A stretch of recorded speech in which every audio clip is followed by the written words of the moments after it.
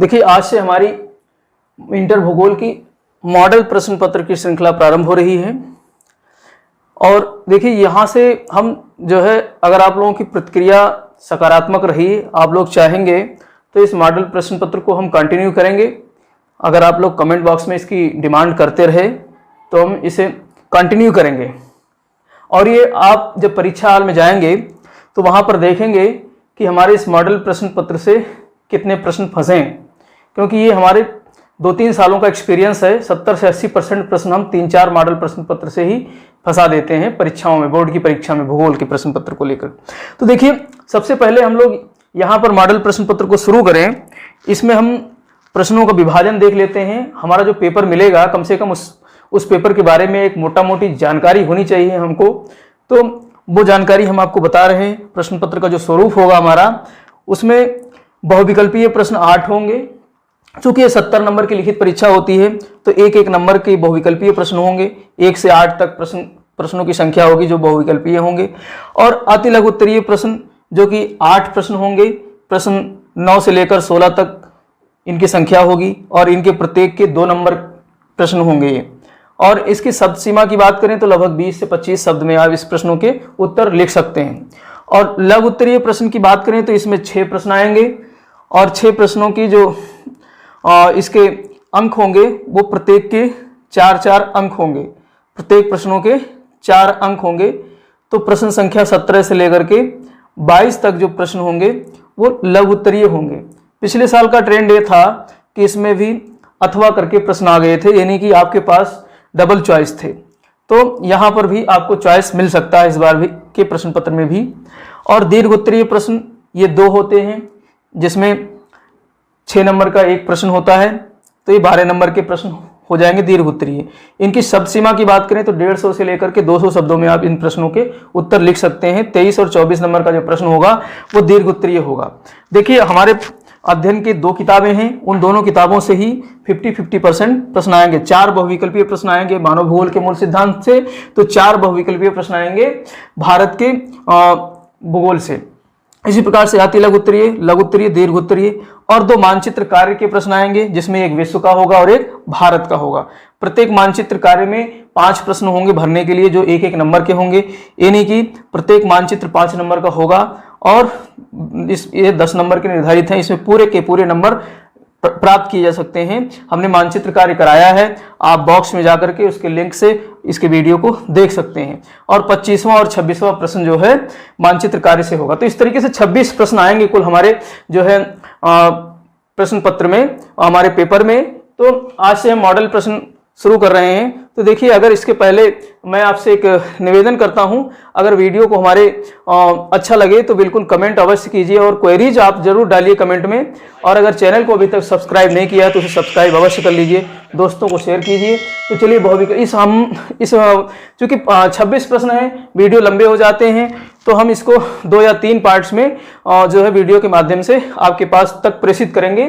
तो जो हमारा पहला पार्ट होगा, इसमें हम बहुविकल्पीय प्रश्न और अति लघु उत्तरीय प्रश्न को हल करने के बहुत ही शानदार तरीके और डायग्राम, मानचित्र और फ्लो चार्ट के माध्यम से हल कराएंगे। तो देखिए, जो बहुविकल्पीय प्रश्न है 1 से 8 तक की संख्या में, इसमें कोई भी हमको किसी भी प्रकार से कोई टेक्निक नहीं लगानी है और जो है टिक लगानी है केवल। तो इसमें टिक लगाने का मतलब यहाँ पर आपको कॉपी में लिखना होगा। ऐसा नहीं कि आपके पास OMR सीट आएगी तो वहां भरना है, कॉपी में लिखना है। तो कॉपी में देखिए, यहाँ पे आप सावधानी बरतिए, प्रश्न नंबर सही लिखिए। अगर 1 नंबर का उत्तर दे रहे हैं तो उसके सामने जो है जो उत्तर आए वो लिख करके और जो है उसे आगे बढ़िए। जैसे पहला प्रश्न है, मानव का प्राकृतिकरण विचारधारा किससे संबंधित है। अब ये अध्याय पहले से है, जो हमारी पहली पुस्तक है मानव भूगोल के मूल सिद्धांत। तो उसमें मानव का प्राकृतिकरण ये विचारधारा संबंधित है संभववाद से। किससे संबंधित है? संभववाद से। तो इसको हम लिखेंगे कैसे? अपने नोटबुक में हम प्रश्न नंबर यानी उत्तर नंबर 1 लिखेंगे और डैश लगाकर A लिख करके और संभववाद B लिख देंगे, जिससे कि हमको एग्जामिनर को परेशानी ना हो, नंबर हमको आसानी से मिल जाए। बहुत लोग क्या करते हैं, ABCD लिख देते हैं, तो इससे एग्जामिनर कॉपी जांचने वाले को दिक्कत होती है, वो बार बार प्रश्न पत्र को पलटता है। तो इन सारी जो कमियां हैं, इनसे आप बिल्कुल जो है रूबरू रहिए, दूर रहिए और आप इसी तरीके से लिखिए, मतलब A लिख करके संभववाद अवश्य लिखिए। जापान जनांकिकी संक्रमण के किस अवस्था में है? देखिए इसको पूरा समझ लीजिए आप। संभववाद हो गया। अब निश्चयवाद किससे संबंधित है? निश्चयवाद संबंधित है प्रकृति का मानवीकरण से, प्रकृति का मानवीकरण से। संभववाद की संकल्पना फ्रांस में विकसित हुई थी, प्रश्न आ सकता है। फ्रांस में विकसित हुई थी और ब्लास इसके जनक हैं।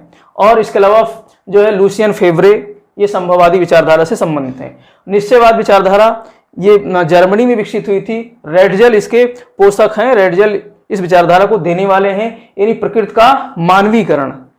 ठीक है, निश्चयवाद हो गया। और नवनिश्चयवाद ग्रिफिथ टेलर महोदय ने दिया था। संभववाद और निश्चयवाद दोनों विचारधाराओं का ये इसमें जो है सामंजस्य देखने को मिलता है, इसे दिया था ग्रिफिथ टेलर महोदय ने।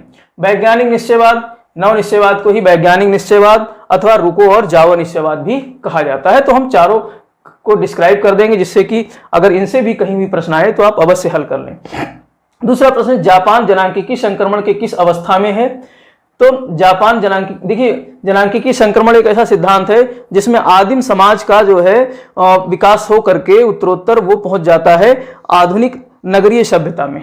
जो आदिम समाज है, जो कृषि कार्य में व्यस्त है, जो अशिक्षित समाज है, वो कहाँ पहुंच जाता है? जब आज के वर्तमान नगरीय सभ्यता में प्रवेश करता है। तो इस प्रकार से प्रवेश करने की जो उसकी अवस्थाएं होती हैं, उस अवस्था को जनांकिकी संक्रमण के माध्यम से व्यक्त किया जाता है।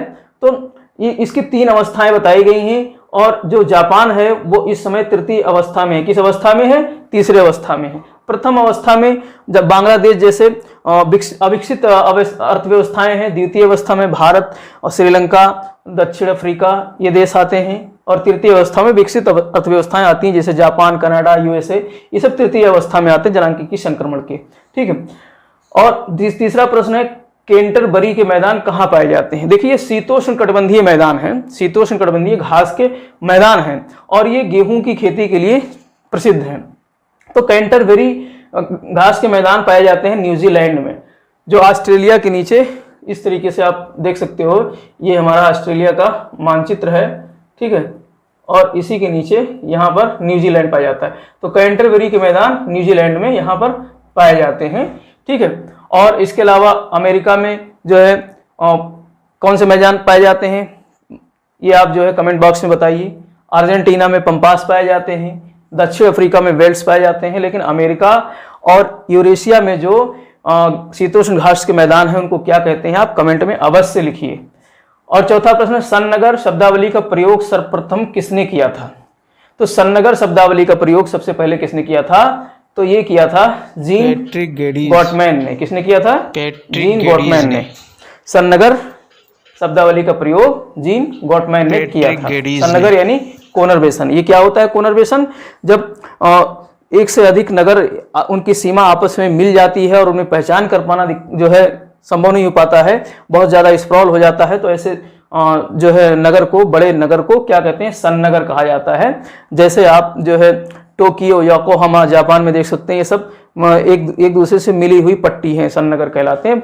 भारत में भी ऐसे सन्नगर देखने को मिलते हैं। जैसे आप अयोध्या और फैजाबाद चले जाइए तो वहाँ अयोध्या फैजाबाद दोनों मिले हुए दिखाई देते हैं, तो ये सन्नगर कह सकते हैं उनको। निम्न में से किस राज्य की जनसंख्या सर्वाधिक साक्षर है? किस राज्य की जनसंख्या सर्वाधिक साक्षर है? तो इसमें देखिए ऑप्शन में जो है केरल नहीं दिया है। हम लोग रट के गए परीक्षा में कि केरल सबसे अधिक साक्षर राज्य है, लेकिन इसमें केरल दिया ही नहीं है। तो हमें जरूरत है कम से कम 2-3 जो है ऊपर के और नीचे के राज्यों को याद करना। तो सबसे इसमें जो है केरल के बाद मिजोरम है साक्षर में, तो मिजोरम आएगा इसमें। ठीक है। और 2011 की जनगणना के अनुसार भारत में कितने मिलियन सिटी हैं? प्रश्न पूछ रहा है मिलियन सिटी। मिलियन सिटी मतलब 10 लाखी नगर, इसको 10 लाखी नगर भी कहते हैं मिलियन सिटी की, यानी जिस ऐसे नगर जिनकी जनसंख्या कम से कम 10 लाख हो। तो ऐसे भारत में नगरों की संख्या है 53, 2011 की जनगणना के अनुसार। 2001 की जनगणना में इसका उल्टा था, 53 का 35, 3 आगे था, तो 35 थे, अब ये 53 हो गए। तो ऐसे याद करने में दिक्कत नहीं होगी। तो ये ध्यान रखना, मिलियन सिटीज भारत में कितने हैं? 53 हैं। 7वें प्रश्न की बात करें, भारत में अपरंपरागत, कौन सा प्रश्न है? अपरंपरागत ऊर्जा का सबसे बड़ा स्रोत क्या है? तो अपरंपरागत, देखिए सौर ऊर्जा पे बहुत ज्यादा ध्यान दिया जा रहा है इस समय, तो सौर ऊर्जा अपरंपरागत ऊर्जा का सबसे बड़ा स्रोत है। लेकिन इसके पहले पवन ऊर्जा था, अब सौर ऊर्जा तेजी से विकसित हो रहा है। अम्ल वर्षा का एक कारण है। अम्ल वर्षा का क्या कारण है? तो अम्ल वर्षा जो है किस कारण होता है? देखिए अम्ल वर्षा कैसे होता है पहले इसको समझ लीजिए। जब इंडस्ट्रीज है या फिर हमारे वाहन हैं, जब ये सल्फर डाइऑक्साइड और CO2 वगैरह रिलीज करते हैं, कार्बन मोनोऑक्साइड रिलीज करते हैं, और ये वर्षा के साथ जब वायुमंडल में घुल करके पुनः वर्षा के साथ जो है बारिश होती है, तो उसमें अम्ल वर्षा होती है। तो ऐसे वायु प्रदूषण के कारण होता है। वायु प्रदूषण यानी जो हमारे गैसीय प्रदूषण हैं वो वायु में जब प्रवेश कर जाते हैं तो वर्षा के साथ उनके रसायन घुल जाते हैं और जो वर्षा होती है वो अम्ल वर्षा कहलाती है। तो इस तरीके से 8 प्रश्न जो है हमारे आएंगे, किसमें 8 प्रश्न हमारे आएंगे बहुविकल्पीय प्रश्न के अंतर्गत। देखिए आप लोग, मैं अभी हट जाता हूँ, आप लोग इसका स्क्रीनशॉट अवश्य ले लीजिए, इसमें से जो है प्रश्न अवश्य आएंगे।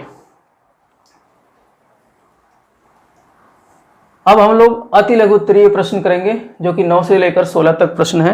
अति लघु उत्तरीय प्रश्न, इसे लगभग 20 से 25 शब्दों में लिखना है। 20 के अंदर ही लिखिए, ज़्यादा मत लिखिए, नहीं तो टाइम नहीं बचेगा आपके पास। तो ये प्रत्येक 2 नंबर के एक प्रश्न होते हैं। देखिए इसमें 4 प्रश्न हमने मानव भूगोल के मूल सिद्धांत से लिए हैं और 4 प्रश्न हमने लिए हैं उससे भारत के भूगोल से। तो 9, 10, 11, 12 ये प्रश्न हो गए मानव भूगोल के मूल सिद्धांत से। देखिए इसको मैं प्रैक्टिस बताऊंगा लिखने का। भूगोल में मानचित्र, फ्लो चार्ट, डायग्राम और कुछ सारणी ये सब बनाएंगे तो नंबर बहुत अच्छे मिलते हैं। तो आज आप सीख लीजिए हमारे से कि कैसे हम सारणी बनाएंगे, कैसे हम डायग्राम बनाएंगे, कैसे फ्लो चार्ट बनाएंगे, और उसके माध्यम से कम लिख करके भी पूरे नंबर प्राप्त कर सकते हैं। तो पहला प्रश्न है, मानव भूगोल के कुछ उप क्षेत्रों के नाम लिखिए। उप क्षेत्र यानी कि आपने उप शाखाएं देखे होंगी, प्रश्न ऐसे भी आ सकता है उप शाखाएं या शाखाएं।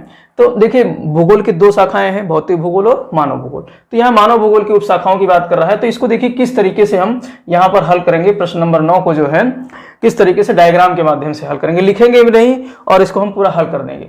देखिए हम ऐसे एक सेंटर में यहाँ पर लिखेंगे मानव भूगोल, ठीक है, मानव भूगोल सेंटर में लिखेंगे और इसको हमें सर्किल कर देंगे। क्या कर देंगे? सर्किल कर देंगे इस तरीके से, ठीक है। और डिफरेंट पेन ले करके, कोई डिफरेंट पेन ले करके और इस तरीके से हम इसके उपक्षेत्र लिख देंगे। डिफरेंट पेन लेकर के उपक्षेत्र लिख देंगे, जैसे कि अधिवास भूगोल। क्या लिख देंगे? अधिवास भूगोल, ठीक है। और इसे हम कुछ इस तरीके से डिजाइन मार देंगे, अधिवास भूगोल हो गया, ठीक है। और इसी तरीके से हम लिखेंगे सामाजिक भूगोल, सामाजिक भूगोल, ठीक है। आप भूगोल लिख लीजिएगा। और इसी तरीके से हम सांस्कृतिक भूगोल, सांस्कृतिक भूगोल, और इसी तरीके से हम लिख सकते हैं संसाधन भूगोल, संसाधन भूगोल। इसी तरीके से हम इसकी उपशाखा लिख सकते हैं कृषि भूगोल, कृषि भूगोल। इसी तरीके से हम इसकी एक शाखा लिख सकते हैं उद्योग भूगोल। क्या लिख सकते हैं? उद्योग भूगोल, ठीक।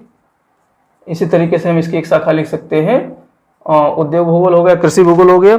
और इसके अलावा हम ऐतिहासिक, अगर याद आए तो ठीक है, नहीं तो आप छोड़ दीजिए, इतना बहुत हो गया, ऐतिहासिक भूगोल। तो इस तरीके से ये सब हम लिख करके पूरे नंबर प्राप्त कर सकते हैं। ये है, इसको बोलते हैं डायग्राम या फ्लो चार्ट है। तो फ्लो चार्ट बना करके आप उत्तर लिख सकते हैं और अच्छे नंबर मिलेंगे। आप इसका स्क्रीनशॉट ले लीजिए, ठीक है। अब हम 10वें प्रश्न को देखेंगे। 10वां प्रश्न है हमारा मानव भूगोल के मानव विकास के 4 स्तंभ। तो 10वें प्रश्न में हम मानव विकास के 4 स्तंभ को देखेंगे। 4 स्तंभ कौन कौन से हैं मानव विकास के? तो देखिए इसको हम, इसे भी हम डायग्राम के माध्यम से लिख सकते हैं, क्योंकि 4 स्तंभ की बात कर रहा है। तो कुछ इस तरीके से हम मानव विकास वहां लिखेंगे, मानव विकास कुछ इस तरीके से हम लिखेंगे और इस तरीके से हम एक संरचना बनाएंगे। ऐसे एक हम संरचना बनाएंगे। ये हो गया हमारा मानव विकास, बिल्डिंग बना देंगे इस तरीके से, ठीक है। और इसके हम डिफरेंट कलर से 4 स्तंभ बना देंगे। ये हो गया हमारा पहला स्तंभ, ये हो गया हमारा दूसरा स्तंभ, और ये हो गया हमारा तीसरा स्तंभ, और ये हो गया हमारा चौथा स्तंभ। तो इस तरीके से हम 4 स्तंभ बना सकते हैं और इनके नाम भी लिख सकते हैं। डिफरेंट कलर से नाम लिख सकते हैं। पहला हमारा है समता। पहला क्या है? समता। आपने पढ़ रखा होगा, तो पहला स्तंभ समता हो गया। दूसरा हो गया सतत पोषणीयता। दूसरा क्या हो गया? सतत पोषणीयता, ठीक है, इसको हम लिख देंगे सतत पोषणीयता। और उत्पादकता, तीसरा हमारा हो गया उत्पादकता। इसको डिफाइन नहीं करना है, इसको डिफाइन नहीं करना है। और चौथा हो गया हमारा सशक्तिकरण। क्या हो गया? सशक्तिकरण। तो इस तरीके से आप ये 4 पिलर लिख सकते हो मानव विकास के। यहाँ पर आप लिख सकते हो चित्र मानव विकास के 4 स्तंभ, मानव विकास के 4 स्तंभ। अब आपको पूरा नंबर यहाँ से मिल जाएगा। समता, सतत पोषणीयता, उत्पादकता और सशक्तिकरण, ये 4 स्तंभ आप लिख देंगे। और इसमें थोड़ा डिजाइन मारना है तो आप थोड़ा सा समय बचे तो इसको आप डिजाइन भी मार सकते हैं, ठीक है। बाकी इतना ही बहुत सफिशियंट है। और लाल पेन का तो इस्तेमाल ही नहीं करना है। आप इसमें पहले आप इसका एक स्क्रीनशॉट ले लीजिए। तो लाल पेन का इस्तेमाल नहीं करना है, बल्कि आपको ब्लू ब्लैक ज़्यादा से ज़्यादा इसी कलम का इस्तेमाल करते हुए आगे बढ़ना है। तो ये 4 स्तंभ हो गए। इसमें देखिए 2 नंबर पूरे मिल जाएंगे, इसको ज़्यादा डिटेल में हमको नहीं लिखना है। और हमारा अगला प्रश्न है स्वच्छंद उद्योग। 11वां प्रश्न क्या है? स्वच्छंद उद्योग। तो स्वच्छंद उद्योग के बारे में, इसे फुटलूज इंडस्ट्री भी कहते हैं। फुटलूज इंडस्ट्री या स्वच्छंद उद्योग ऐसे उद्योग होते हैं जो संगठक पुर्जों पर निर्भर होते हैं। ऐसे उद्योग क्या होते हैं? संगठक पुर्जों पर निर्भर होते हैं, जिनकी अवस्थिति में कच्चा माल, बाजार आदि का नियंत्रण नहीं रहता है। इसमें बाजार वगैरह का नियंत्रण नहीं रहता है, स्वच्छंद उद्योग कहलाते हैं। जैसे आपके इलेक्ट्रॉनिक उपकरण हो गए, जैसे आपका मोबाइल हो गया। अब मोबाइल के उत्पादन के लिए ये थोड़े नहीं जरूरी है कि इसके लिए कच्चा माल जहाँ मिल रहा है वहाँ पर इसका उत्पादन किया जाए। इसमें बहुत सारे पार्ट्स लगते हैं, ऐसे बहुत संख्यक पार्ट्स इसमें लगते हैं। जैसे बैटरी अलग से आती है, इसके जो है अलग अलग जो है पुर्जे अलग अलग क्षेत्रों से आते हैं। तो इसको एक तरीके से कंपोनेंट्स, जो इसके पार्ट्स के कंपोनेंट्स हैं, वो इकट्ठा करके एक जगह असेंबल किया जाता है। तो ऐसे उद्योग क्या कहलाते हैं? स्वच्छंद उद्योग। आप देख सकते हैं इसको पूरा जो है हम लिख करके, उसमें इसमें कोई ज़्यादा मास्टरी नहीं है, बस खाली स्वच्छंद उद्योग के बारे में लिख देना है। किसी भी प्रकार से कोई डायग्राम इसमें नहीं बन सकता है। 12वां प्रश्न हमारा है स्थान एवं स्थिति के मध्य अंतर बताइए। साइट और सिचुएशन के मध्य अंतर बताइए। तो देखिए 12वां प्रश्न हम इस तरीके से करेंगे। तो देखिए जिस भूमि पर बस्ती विकसित होती है उसे स्थान कहते हैं। स्थान क्या है?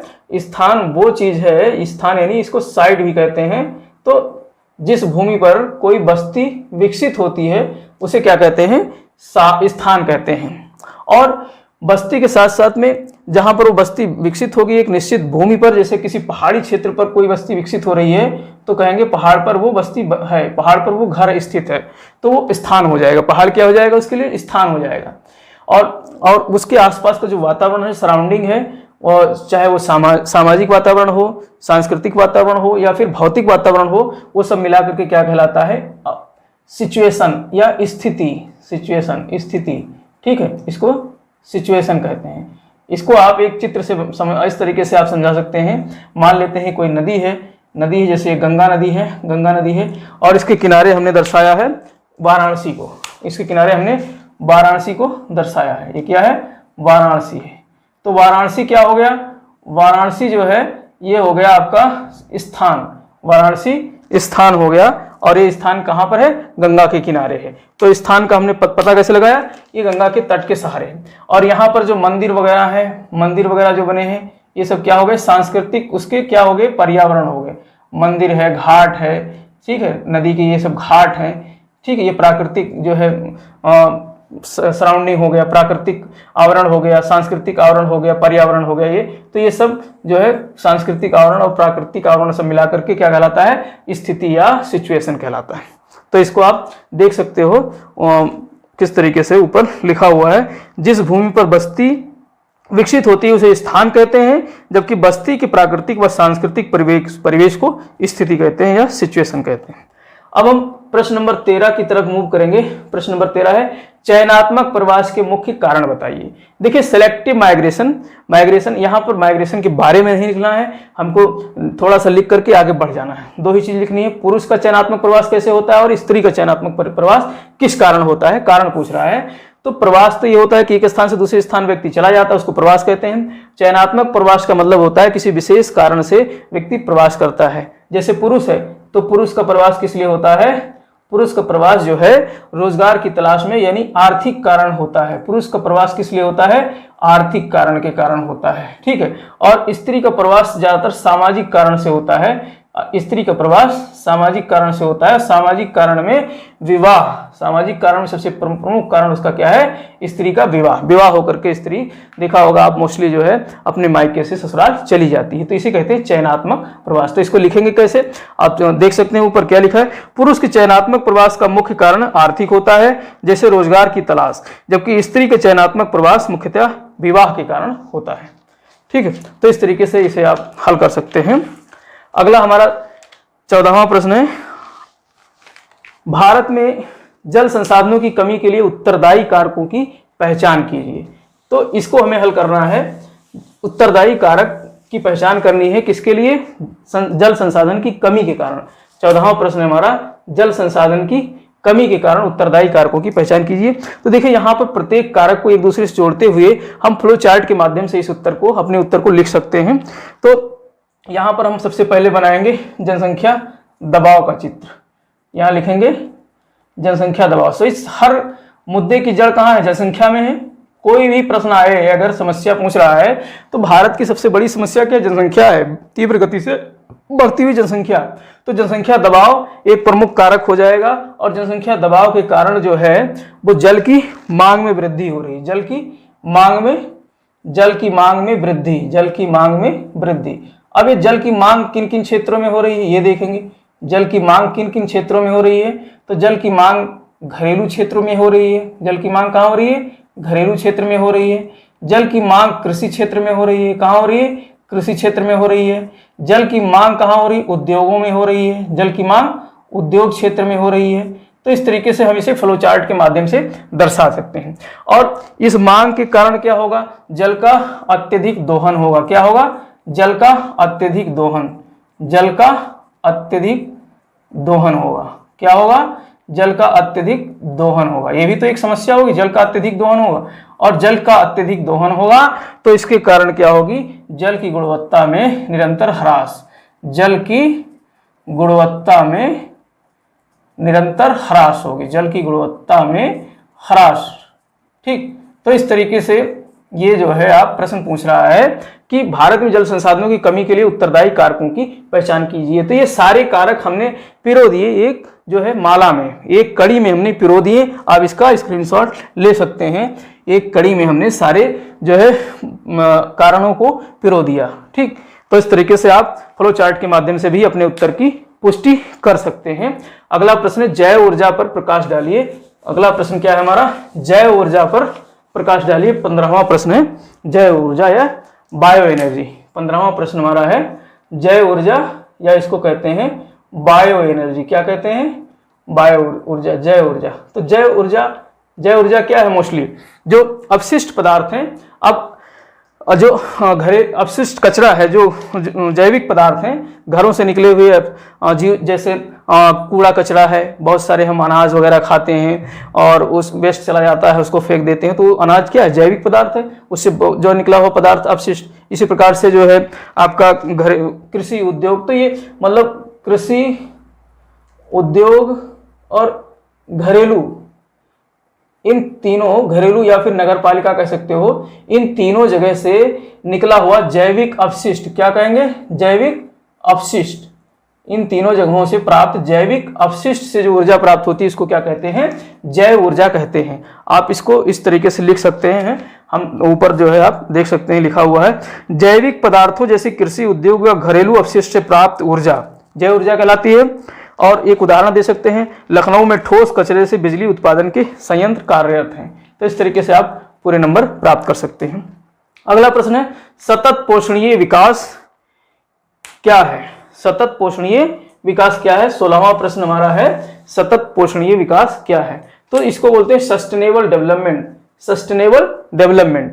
तो यहां पर आप हेडिंग डालेंगे सतत पोषणीय विकास। हेडिंग क्या डालेंगे? सतत पोषणीय विकास, ठीक। कुछ नहीं, बस खाली एक हेडिंग डाल करके और लिख ये देना है कि वर्तमान आवश्यकताओं को पूरा करते हुए संसाधनों को भावी पीढ़ी के लिए भी सुरक्षित रखते हुए विकास करने की संकल्पना है। ये सतत पोषणीय विकास क्या है कि वर्तमान आवश्यकताओं को पूरा करते हुए भावी पीढ़ी के लिए संसाधनों को संरक्षित रखने की एक संकल्पना सतत पोषणीय विकास कहलाती है। ठीक, तो बस इतना लिख दीजिए और पूरे नंबर प्राप्त कीजिए। तो इस तरीके से इस वीडियो में हमने जो है 2 चीजें सीखी, यहाँ पर बहुविकल्पीय प्रश्न कैसे हल करना है और अति लघु उत्तरीय प्रश्न डायग्राम, चित्र और उसके माध्यम से कैसे हल करना है। इसके बाद हम, अगर आपकी प्रतिक्रिया सकारात्मक रही, आप चाहते हैं कि इस कड़ी को हम आगे बढ़ाएं, तो आगे जो है लघु उत्तरीय और दीर्घ उत्तरीय इसी का अगला पार्ट है, उसे हम जो है प्रस्तुत करेंगे शीघ्र ही, और ये पूरा हमारा मॉडल पेपर खत्म हो जाएगा। फिर दूसरे मॉडल पेपर की अगर आप डिमांड करेंगे तो हम आपकी डिमांड को ध्यान में रखते हुए, देखिए डिमांड आप पर्सनल ऐसे मत कीजिए, आप कमेंट बॉक्स में जाकर के वहाँ लिखिए तो ज़्यादा आनंद आएगा, क्योंकि उसको मैं चेक करता हूँ अक्सर और इसके जवाब भी देता हूँ। और बहुत लोग व्हाट्सएप के माध्यम से हमसे जो है क्वेरीज करते हैं, तो देखिए व्हाट्सएप के माध्यम से तब कीजिए जब आपको कोई ज़्यादा किसी मुद्दे पे जो है समझना हो, समझ में नहीं आ रहा हो, और नहीं तो आप कमेंट बॉक्स खुला हुआ है, सभी लोग वहाँ कमेंट कर सकते हैं और कमेंट करके आप जो है हमारे बाकी जो वीडियोज आपको चाहिए तो उनको मांग सकते हैं। तब तक आप लोग पढ़ते रहिए और होली ये विशेष पर्व पर जो है आप लोग काफ़ी ध्यान से होली खेलिए, क्योंकि ये कोरोना का समय चल रहा है, तो ज़्यादा आप उत्साह में आकर के और जो है बहुत ज़्यादा हुल्लड़ मत कीजिए, गैदरिंग मत कीजिए, अब आराम से होली खेलिए। तब तक के लिए जय हिंद, जय भारत।